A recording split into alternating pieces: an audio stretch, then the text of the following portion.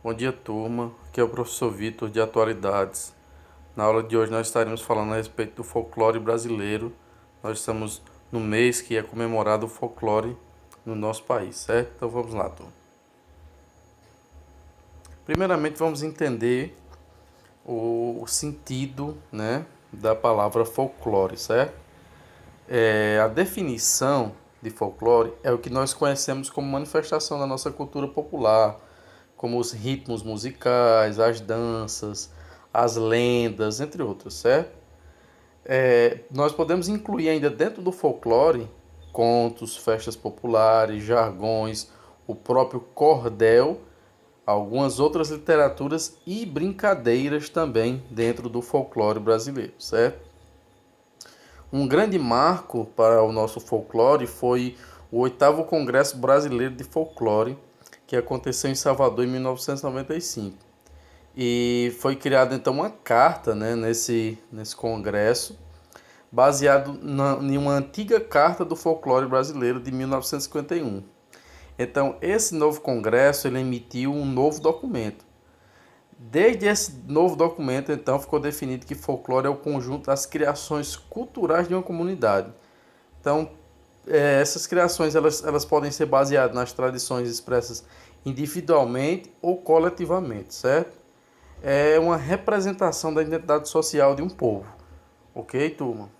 Outra importante determinação, certo, que ocorreu também nesse congresso, foi que as garantias de preservação do patrimônio do folclore brasileiro foram asseguradas, que elas foram dadas pela Constituição de 1988, nos seus artigos 215 e 216, e elas foram novamente então exigidas para que fosse cumprida então a preservação do patrimônio folclórico do Brasil, certo?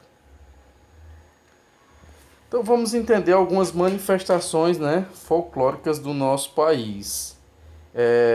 O Dia do Folclore ele é comemorado em 22 de agosto. A criação ocorreu por meio de um decreto de número 56.747, que foi assinado em 17 de agosto de 1965, certo? Então, alguns exemplos de manifestações do folclore brasileiro: as festas juninas, certo?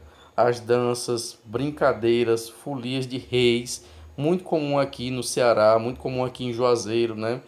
Quando é dia de reis, nós observamos os reisados dançando, né, pela nossa cidade com aquelas máscaras, outros vestidos como se fossem soldados, né? Então, tudo isso são manifestações folclóricas do nosso povo, certo? Mas também o carnaval, o samba também, o maracatu, catira, baião, frevo, a literatura de cordel. Eu gostaria de enfatizar isso porque é bem forte aqui na nossa região a questão da literatura de cordel, certo? Então é parte do nosso folclore também, ok, turma? Brincadeiras de solta-pipa, peão, rouba-bandeira e outras brincadeiras também fazem parte do nosso folclore. E dentro do folclore brasileiro existem personagens que são assim muito conhecidos, né? Muito falados, que quando nós falamos de folclore já vem à nossa mente.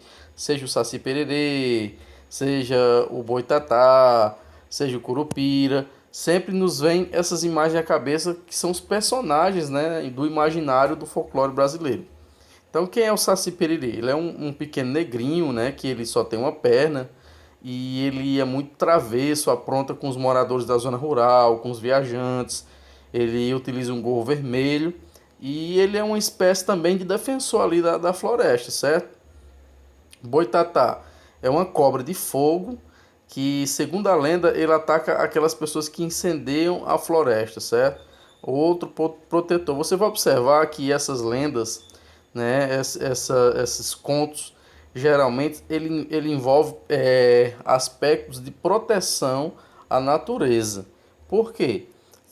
Por que ocorre isso? Você tem que pensar o seguinte, que o folclore brasileiro ele é um imaginário formado pelas tradições de três povos: europeus, africanos e indígenas. E enquanto o europeu ele pensava sempre em explorar, em arrancar, em tirar da natureza o que ele precisasse, o que ele quisesse, e além da conta, o indígena, o africano, sempre estava ali com um discurso da questão da proteção, um discurso da questão de preservar aquela floresta. E você observa que justamente esses personagens do folclore brasileiro, eles cumprem essa função de preservação da floresta. Por exemplo, o Curupira, que é uma entidade da floresta também, que é bem pequeno, possui cabelos vermelhos e os pés ao contrário, ele também é um protetor da floresta, certo? Principalmente aprontando com caçadores, com pessoas que derrubam árvores, madeireiros. Ele está sempre ali aprontando quem mata animais e tudo mais. Nesse sentido, você observa o sentido completo ao você entender a ligação, né, desse imaginário desses três povos, africanos, indígenas e europeus. Ainda tem o personagem que é o Boto Cor-de-Rosa, que ele se transformando em um homem sedutor. E esse homem ele frequenta ali festas, bailes, né? E vai seduzindo as moças ali que são solteiras ali naquela região. E depois ele desaparece. Tem ainda a lenda muito famosa da mula sem cabeça, que sai galopando e soltando fogo pela cabeça, ela era uma mulher que foi amaldiçoada, porque ela se envolveu com um padre, né? Então essa mulher se envolve com o padre e ela foi amaldiçoada por esse envolvimento e acaba se tornando uma mula, né? Que não tem a cabeça, em vez da cabeça tem um fogo que fica ali assustando, assombrando a todas as pessoas. Então esse é um pouco, né, do nosso imaginário aí, tem muito mais. Espero que vocês tenham compreendido. Essa foi a aula de hoje. A atividade que eu vou estar mandando para vocês vai ser bacana. Vou estar mandando em PDF e um texto de apoio para vocês conhecerem mais a respeito do nosso folclore, certo, turma? Tenham um bom dia e tudo de bom. Tchau.